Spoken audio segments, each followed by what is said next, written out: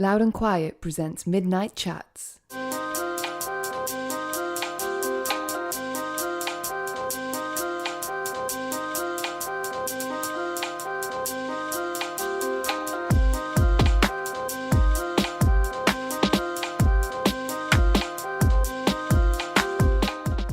Hey folks, welcome back to Midnight Chats and to what is the final episode of Series 7 of the podcast. I'm sounding a little bit hoarse today. I've had a bit of a cold for the past couple of weeks, and this episode that I'm about to play was only recorded yesterday, so I'm sounding quite rough on that as well, so apologies for that. But thank you to everyone that's come on the podcast over these past 10 weeks for this series. We're going to take a break now over quite a long break, I guess, because we'll probably start putting Series 8 out in September time, maybe October time, which is quite a way off, but it'll give us plenty of time to get new guests involved and to record them and to make sure it's as good as it can be. And there will be one other episode between now and then, which will probably come out in a couple of weeks' time, and we're recording that next week at the Great Escape Festival, which if you are in the area, if you're going to the Great Escape in Brighton, then you can come and see it filmed live in front of an audience. Can you imagine just how much fun that will be? What else would you want to be doing at 10:15 a.m. at a music festival? If you are interested, we're going to be recording it with Self-Esteem, so that's the big draw. She's going to be great, I'm sure. And it's at the Jury's Inn in Brighton on next Friday. So we'll put that out in a couple of weeks' time, I'd say, something like that. And then, we'll be back in the autumn time. For now, though, we do have this last episode of the series, which is with Georgia Barnes, who records only under the name Georgia. And special thanks to Georgia for recording this with me yesterday, because she had only just flown home from the other side of the world. She'd been in Australia playing some shows with Jungle. And if you've read a copy of the magazine this month, then you may well have read a feature with Georgia. We've got a feature in there. What can I tell you about her? There is going to be a new Georgia album at some point, probably this year. It's a little bit under wraps still, so we don't talk about it too much during this conversation. Instead, we talk about kind of what Georgia's been up to since she released her debut album in 2015, and she's had quite a lot going on, from hanging out with the Flaming Lips and becoming good friends of theirs to clubbing. We speak quite a bit about clubbing. Georgia's dad is Neil Barnes, who is one half of Left Field, and that's probably as much as you need to know at this point. Let's just play it. This is myself talking with Georgia, and anything else that's not clear, I apologise for, but you'll work it out. All of the people that we mention, if we don't fully explain it, there's Google and all that sort of stuff. So thank you for listening. This is myself talking to Georgia, and come to Brighton, 10 a.m, 10:15. Let's say 10 a.m. for a 10:15 start. Jury's Inn. Either myself or Greg, one of us will be talking to Self-Esteem, and you will be able to see how the magic of this podcast works in front of your very eyes. What an exciting time. For now, though, this is Midnight Chats episode number 73.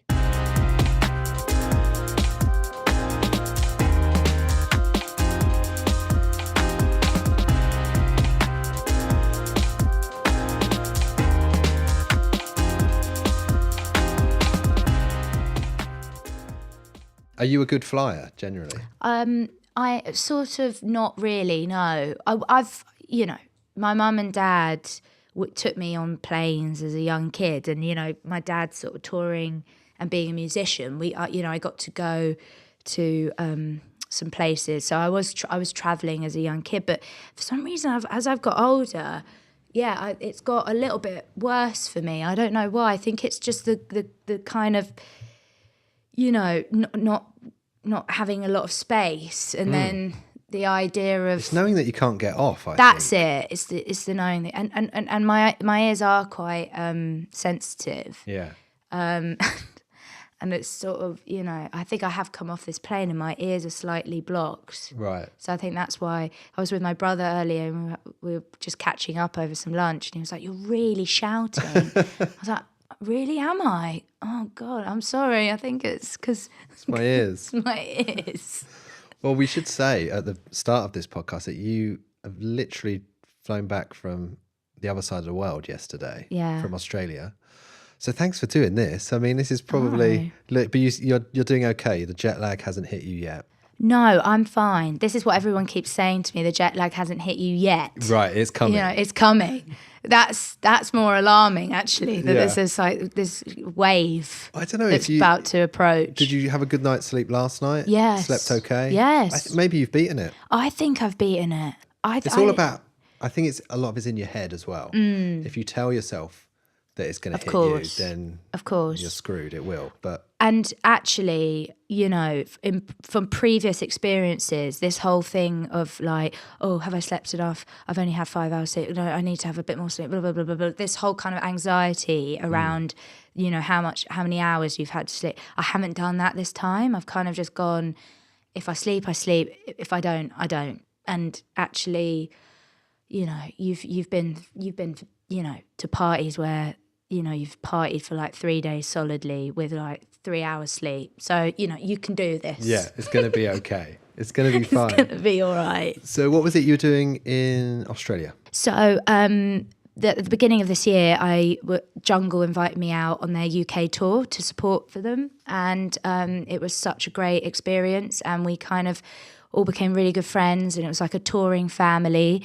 And I think they just, you know, they were like, will you come and join us in Australia too? And I was like, yes, let's make it happen. How many is in your band at the moment?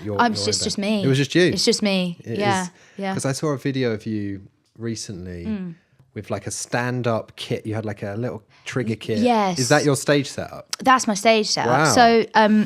So this whole new set of songs were really inspired by the early 80s and mid 80s era of when electronic music kind of met pop music in the UK and in Europe and in America too.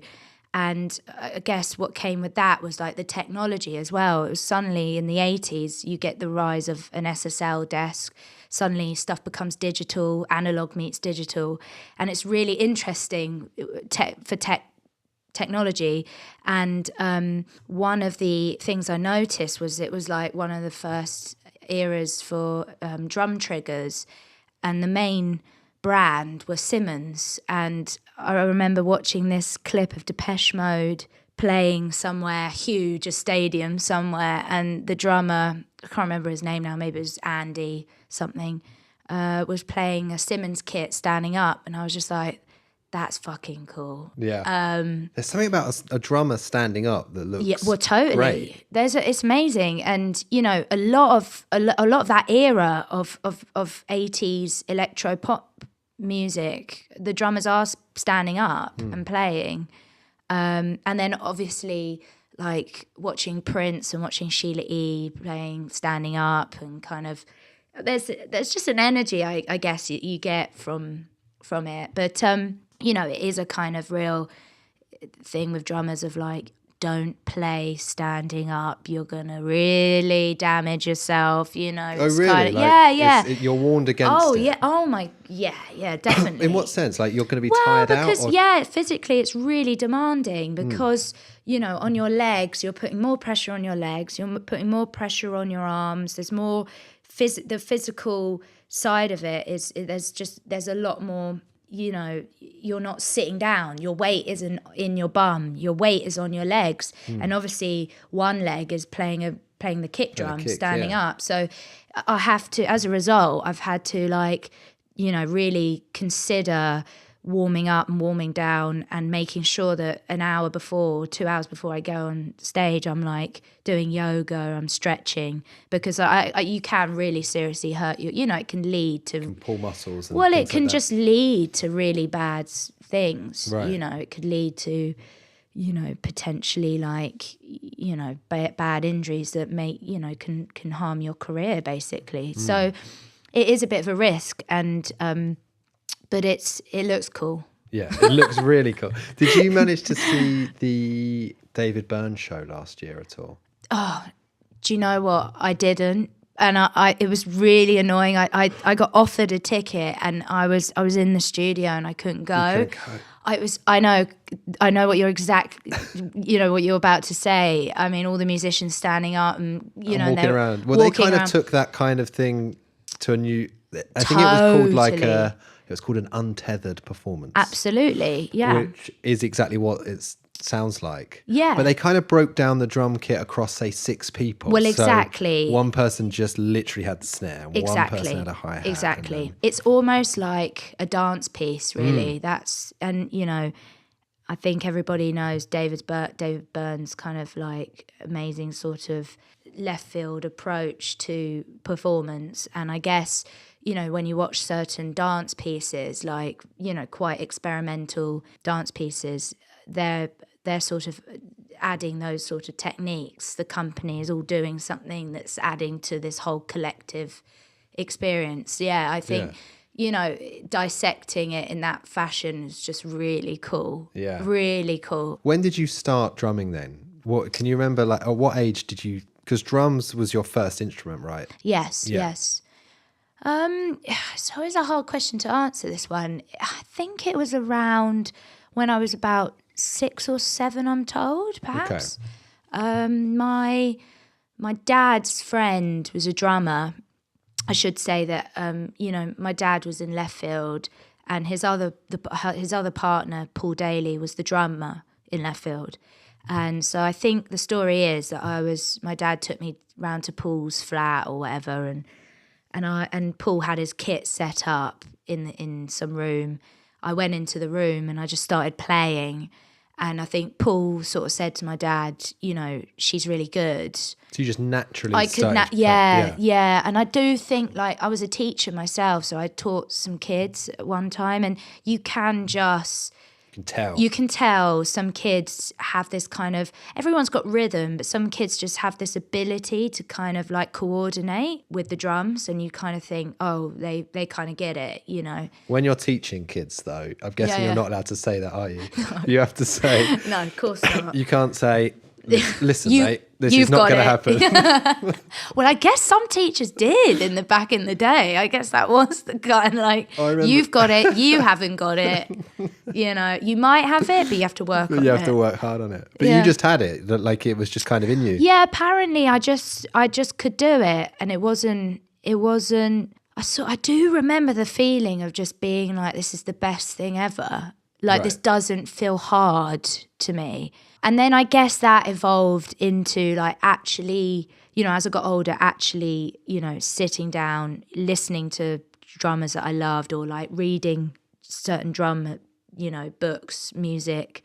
Because there's actually a whole, instrumentation, a way of writing drum rhythms. Yeah. So I got into a bit of that, and then it gets hard. That's the sort of where you're really trying to develop your technique with playing. And I had some points where I was like, I don't think this is for me. And Like kind of the academic side. yeah, it starts to become a little bit like a chore, but the end result is that you can play this amazing jazz rhythm, or you can play this kind of cool rock beat, or you can play this fill, or you can play this paradiddle, so it's just like the process you go through of anything. So I went through that, and then at the age of kind of 19, 18, got into, played in my first professional band, and then was sort of touring by the age of kind of 21, 22. So it was just a skill that I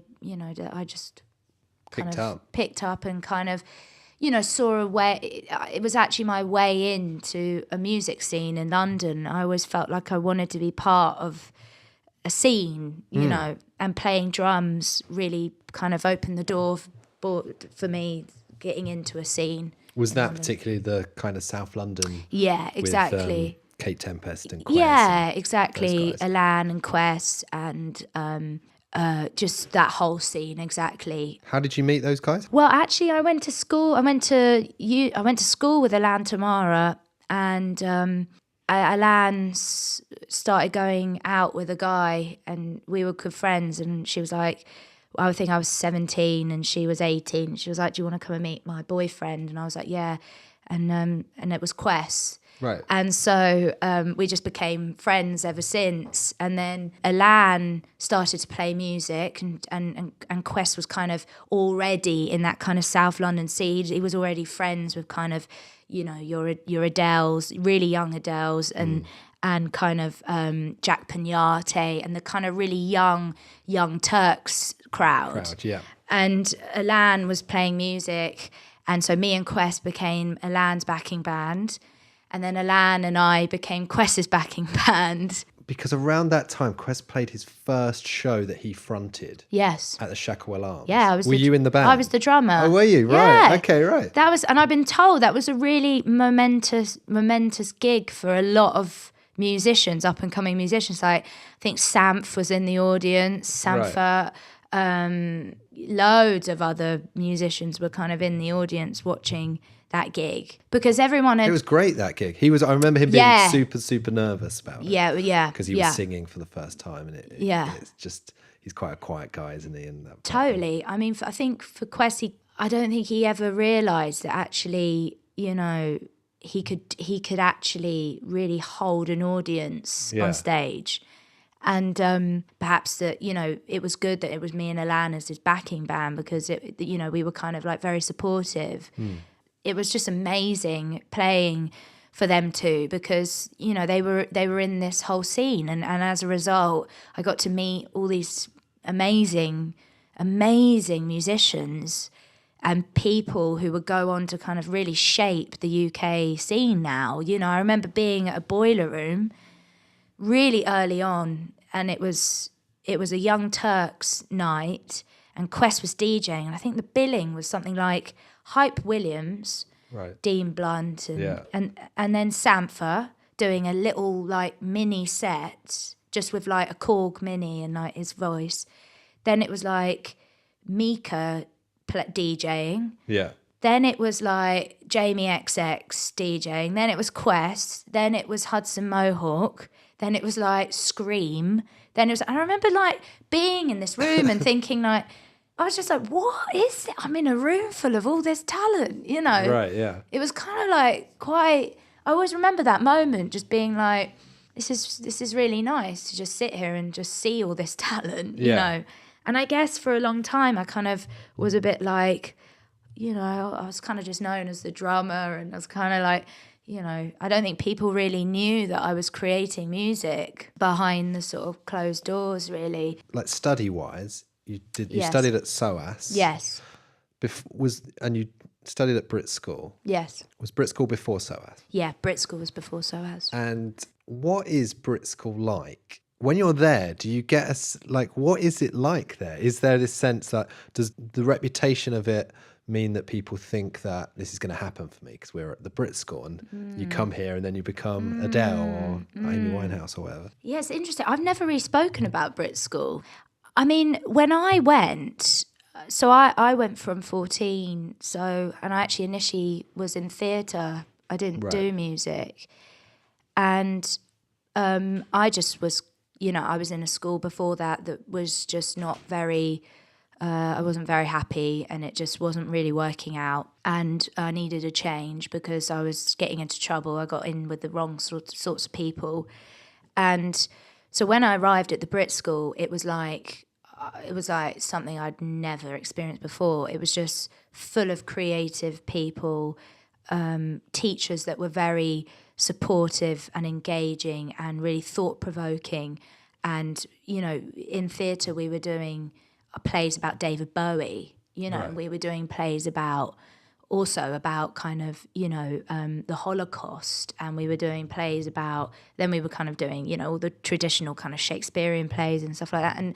But it was like, it was so arty, you know, and I've never really experienced anything like that before. And also what was so incredible about the Brit School was that it's free, you know, so you were with kids from all different backgrounds, you know, that all just shared this kind of love for something in art, you know. So from the age of 14 to 16, I just had the best time ever. And then I chose to move to music. And I guess around that time, Adele had come out and sort of got success, real success. And, you know, there was always rumours of very successful people that had come out of music. And I felt that there was a slight pressure from other people that you know, that they were all going to be pop stars, and you know, and I think because of my background of like, you know, my dad and stuff, I knew that actually it wasn't as easy as that. And you know, Adele was just incredibly like a one of a kind. And for me, I kind of I went to music, and I had a complete rebellion against pop music. It was really odd. I didn't really want to perform what the teachers gave me. I wanted to perform like Sonic Youth and kind of like. And you weren't allowed to do that? I wasn't allowed to do. Right. Well, we did like, you know, we did Sonic Youth covers, and I think the teachers were a bit like, you know, this is, you know, perhaps Georgia needs to kind of have a bit of a rethink about. And I don't know. I think, you know, the whole thing about the Brit School is that there is that whole fame school around it. But I think because of my previous 2 years of just having a fantastic, incredible, mind-blowing experience, I was always, you know, I'm always very positive about the Brit School. But, you know, the whole kind of fame school the side of it is kind of like a little bit, you know, it's Sure. But also the fact is that I was kind of performing as well. So that was fantastic. You know, we were all given opportunities to perform, and that was kind of something that was really important, because I guess now, you know, it's, you know, I even though I suffer very badly from nerves, I'm kind of, you know, I've been performing since the age of, you know, 16. So it's kind of, it's amazing, really, when you think about it. I mean, and I think it was a really, really important school. And it set a real precedent in this country of that free performing arts schools. Kind of massively important, and especially where the school was as well. It was in a really, you know, quite poor borough of South London, and you know, hopefully it kind of gave that kind of East Croydon, you know, Selhurst area a bit of a like, put it on the map a little bit. Yeah, I think it you did. know. Mike and Gemma were here. We're in your house at the moment, I should say. They came here for a feature in the magazine about a month ago. Yeah. And it's made my job easy for this, because I could just read Mike's piece to find out what you've been up to. But one of the things that really stood out that you talk about in that article is how over the past couple of years you've learnt to go clubbing sober. Yes. You talk about that with him? Yes, I did. The reason this interests me in particular is because I'm quite, like most people who have never been, I'm quite fascinated by the Berghain. Yeah, I know. In particular. Yes. And you've obviously been. Yes. And you've now been completely sober. Yes. Actually, let's just start with clubbing generally. Yes. When did you first go to a club? As soon as I hit 18. Did you? Yeah. Did you feel that, like, oh gosh, that need, like, I need to go? Yeah. And I, like, as soon as I hit 18 on my 18th birthday, I was in the queue for Fabric. that was the first club That was the first club I went to. That's a good one to make your first. Yeah, I remember. Do you think that comes from your dad, that interest in for sure. electronic music? Yeah, absolutely. Yeah, it comes from that whole culture, really. Sure. Yeah, for sure. And but you know, also, you know, my mum was just always at music festivals. You know, she was at like Isle of Wight and all these incredible. So she was always talking about these amazing collective experiences in music. And so I think, yeah, totally, it came from my mum and dad. And obviously, like, clubbing, you know, came from the, you know, the types of characters I saw, and became, you know, were quite close to me, that were kind of associated with my dad. Sure. And I was always really fascinated by those characters. You know, the type of characters that were kind of like, they were sort of like quite eccentric, you know, up for going out, you know, do a bit of this, do a bit of that. And, you know, that was kind of their life, dancing. It was just like, yeah, from that, you know, and they were like characters. Yeah. You know, a bit like your Keith Flints or like, you know, and I was just always fascinated by them, you know, because they're quite incredible people, really. yeah, so as soon as I hit 18, I was straight in the Fabric queue, and I remember it actually. I can't remember who was DJing, but I remember walking into that main room and thinking, wow, this is just like, this is amazing, but also feeling a bit like I'm super young. I don't know if they, I don't know if, like, because I do look really young, and unfortunately I wasn't able to go out. I did go to a Shubs in South London though and see Scream and Benga, but that was another story. I broke in, someone let me in to us in South Croydon, but that ended quite badly. We all had to come out of that because there was I think there was a sort of like pretend shooting or something. So we all had to. So this was like a proper clubbing experience, and we were there till like 6 a.m. till the end. So yeah, it started at 18. Because you must have had in your mind what you thought it was going to be like, and like the excitement of like, I'm going to a club, for sure, going to Fabric. Yeah, it's like a world-renowned club. Yeah. From what you remember, was it what you thought it was going to be? I think yes and no. I mean, my dad and my mum went to the opening of Fabric, right. And my dad always said back then it was the best sounding room in the world, and I think it was. They were like, I think Function One were like, they were a particular Function One speakers, and it was like the best sounding room in the world at one point.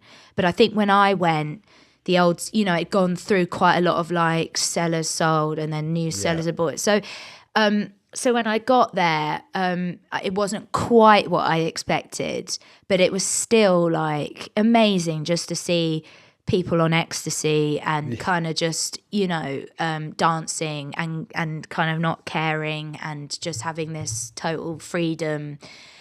But it was kind of in this controlled environment, and and all the kind of dark rooms and all the kind of colours, people wearing neon. It was like a bit of a visceral experience, totally. But the Berghain just completely was just like broke all my expectations, because I'd been told about it, and I was like, no.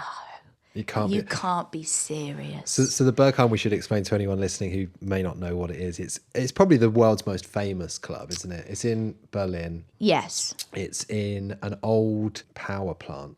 And I suppose the two things I guess that it's most renowned for are the guy on the door. Like the chances are not getting that you in. might not get in. Yeah. In fact, that's quite high that you won't get in. Totally. And it's quite gnarly when you do get in, apparently. Well, it's a gay club. Yeah. That's as well. It's. And is there one room? Is there like a room like a sex level? Yes. There is a particular place in Berghain. Totally. Yeah. So when did you first go?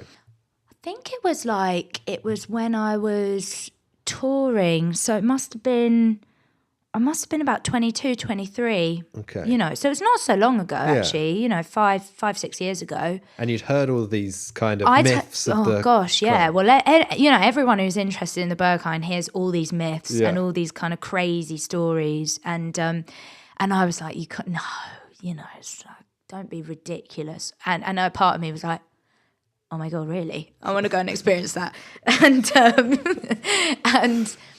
it totally exceeded all my expectations. I had the best 2 nights of my life, and it was just like, we got in.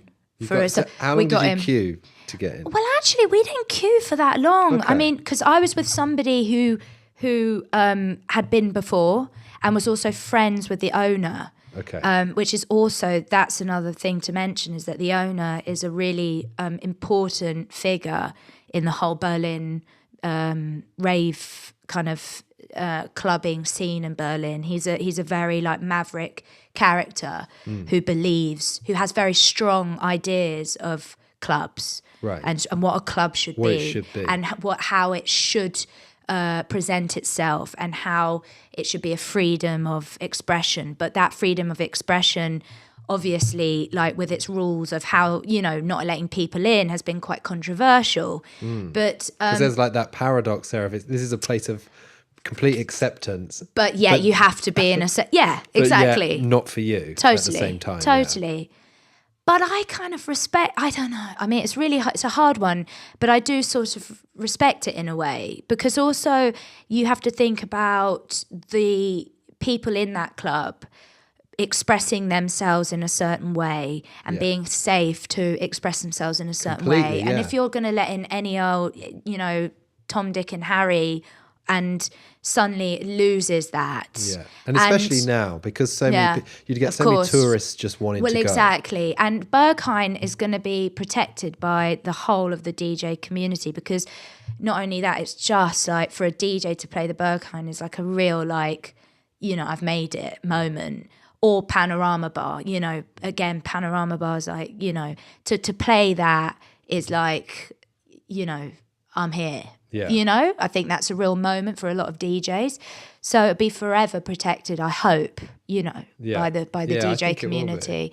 But no, it totally changed. It changed my whole perception of clubs. And then, when I went about 3-4 years ago, I stopped drinking. So I did one trip to Berlin where I went to the Berghain sober and actually found it quite amazing, but I didn't last very long. No, okay. You get to about sort of 3 o'clock and you're a bit like 3 o'clock in the morning, I should say, and you're a bit like, I'm really struggling, and there's only so many Club Mates that I can drink. Yeah. But there are other clubs in Berlin that I went to with my SOAS friends, in fact, because SOAS was quite a sort of, my university experience was really like a kind of drug exploration time, as is most people's university experience. And so I met, again, another group who are like my best mates, and we just sort of, danced and did all sorts. And, so I went with them to Berlin on this one trip. My friend's partner is a really amazing DJ called Gatto Fritto. And he was DJing at this club, and I've forgotten the name. It begins with an R. I think it was Ramada or something. A really amazing club in Berlin. And I was completely sober. And it was the first time... actually, because the Berghain, sometimes the music can be very full on, and of course everything else is so visual, and it's all a bit. I found it a bit much sober actually. Yeah. But this other night that I went to, the music suddenly was just like I suddenly was like in the middle of the dance floor, not caring that I wasn't on anything. I was just like, wow. And all these people dancing, and it was just a real moment. That's what the dance floor is about. I can't, it's hard to explain really. It's just this, you feel when there's this collective moment of people that you don't know, you wouldn't see them again, but you feel like one raving. And it's that cliche, but I hadn't felt that before. But this time it was kind of, it felt kind of almost like therapy really. I mean, this is all kind of fed into your second record. We're not allowed to speak too much about your second record just yet. But, I mean, your first one was 2015, which is, it's not forever ago, but it's long enough ago for it to feel like quite a long time now, I suppose. Yeah, no, it is. And you were 21 when that came out. Yeah. When you think back to that time of putting out your first record, Yeah. what are your kind of memories of it, and how that experience was of putting out a debut album? Well, I was a little bit older than 21. Right. I was like, I started writing the record when I was about 21, 22. But the album came out when I was 24. But it was, it was kind of like just an experiment actually, and I was sort of going through quite a lot, and I'd been session drumming. That was the sort of main focus, but then I played a couple of people what I was writing, and they said, well, this is really good and you should maybe focus on this actually, because if you really worked on this, I reckon people would really dig it, and you could perhaps have a bit of a career in this. So then I took it quite seriously, and I kind of locked myself away in the studios.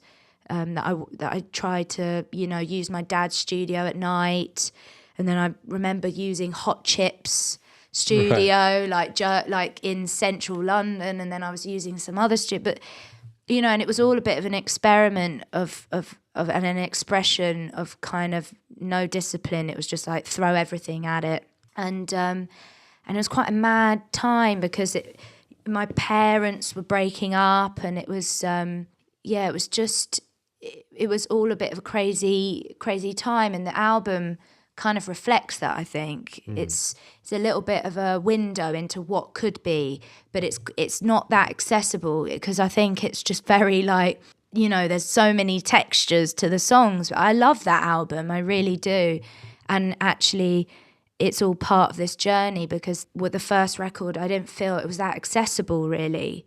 It's got a really interesting sound to it, but the accessibility is not. It's a very niche sound. And so with this second record, I really wanted it to sound a bit more like so-and-so could hear it and be like, oh, that's wicked, or so-and-so could, It's really worked, hasn't it? Like the two, I mean, I have heard the whole record, but the two tracks that people will have heard that are out there, yes, they've been doing really well. They've been on like Radio 1 plays, which is still a huge thing, isn't it? Like getting on a Radio 1 list and getting your single played is massive. Totally. And the first record never did that. It was a very underground record, which is I love that piece of work. I really do. But for me, every single part of this is like I want to develop. So even now, the second record, I'm like, I know what I do for the third record. And in that interim as well, between these two albums, you've been writing with Flaming Lips, haven't you? Yes. They live in Oklahoma. They live in Oklahoma, right? Yeah. Wayne and Stephen and Derek and some of the other band members, Nick, and they live in Oklahoma. Right. So, some of the other players live in elsewhere, but no, Wayne resides in Oklahoma City. So how did you get to know those guys? How did that happen? It was an amazing story, actually. We were playing Wilderness Festival and the Flaming Lips were headlining, and we were on at a really early hour, and I think people were just sort of waking up. So we didn't have that early in the day. It was like 12 o'clock on a Saturday, but it was like you could clearly see that people were kind of like hungover and just like getting their breakfast buns or whatever.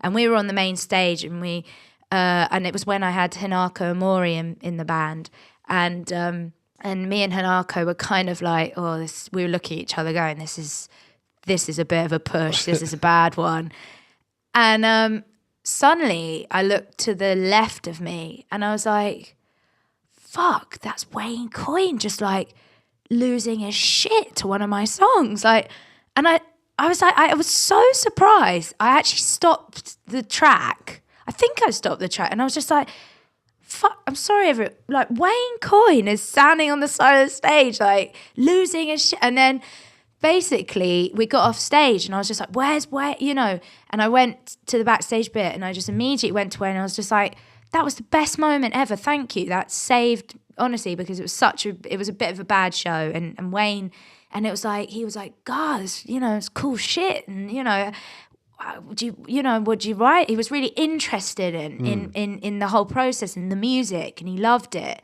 And then that went to come and join us on our UK leg. So we did that. We supported. We did not only UK, we did Europe with them.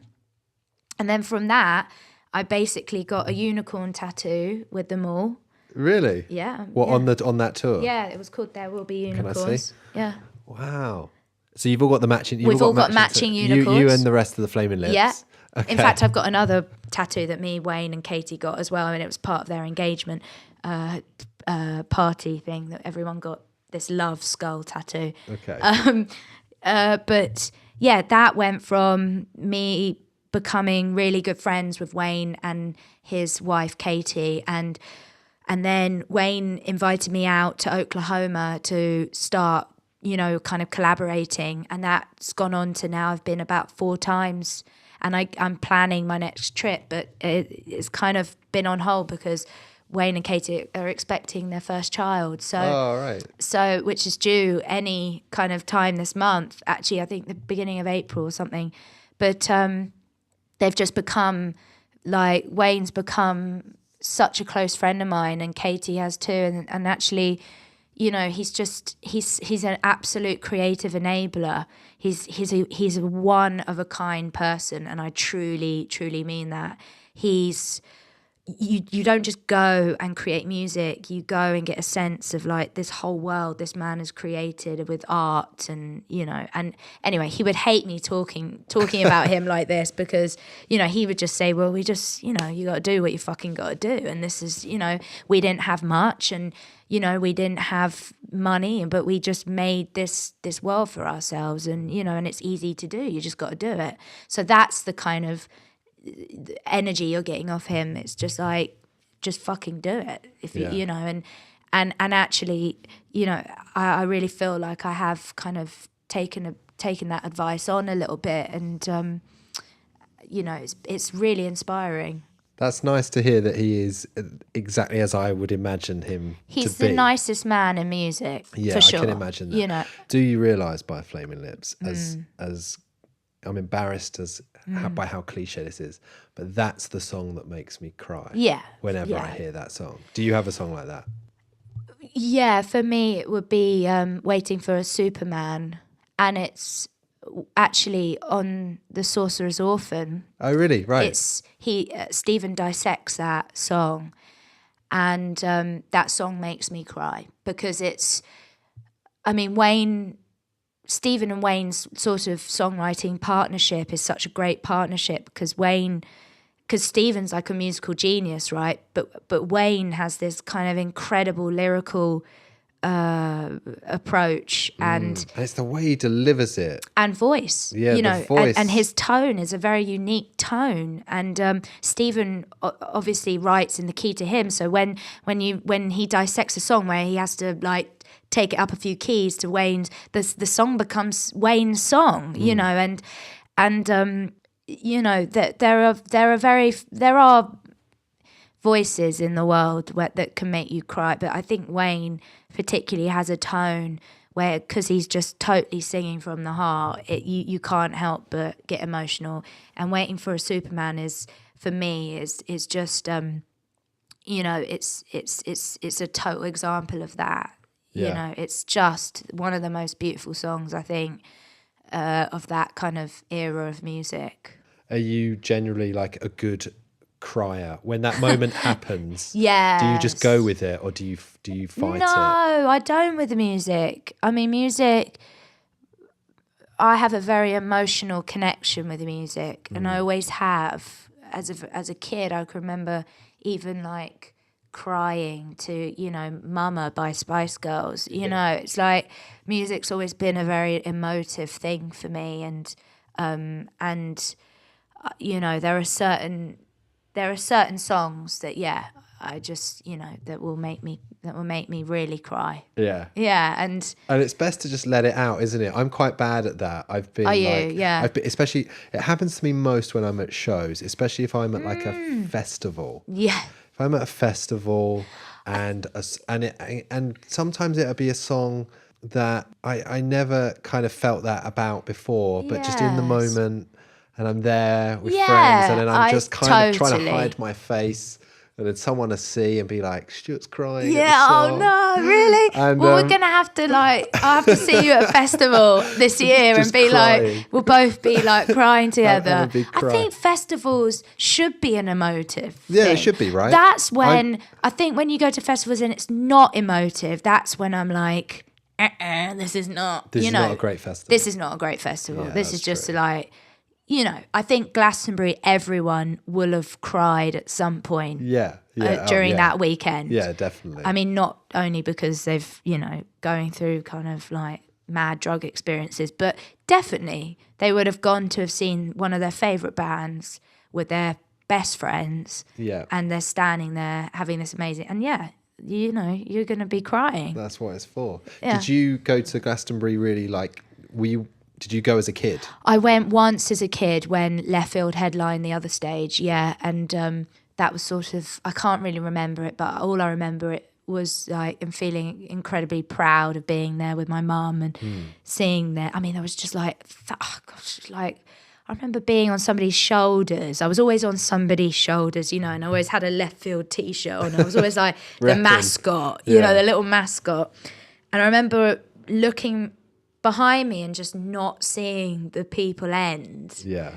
So there must have been like 80,000 people there to see that show. And it was an incredibly special show because it was like the prime time, Saturday night, like sunset, other stage, dance music, people on lots of drugs. And I do remember that as a kid and it being like, wow, this is quite a special moment.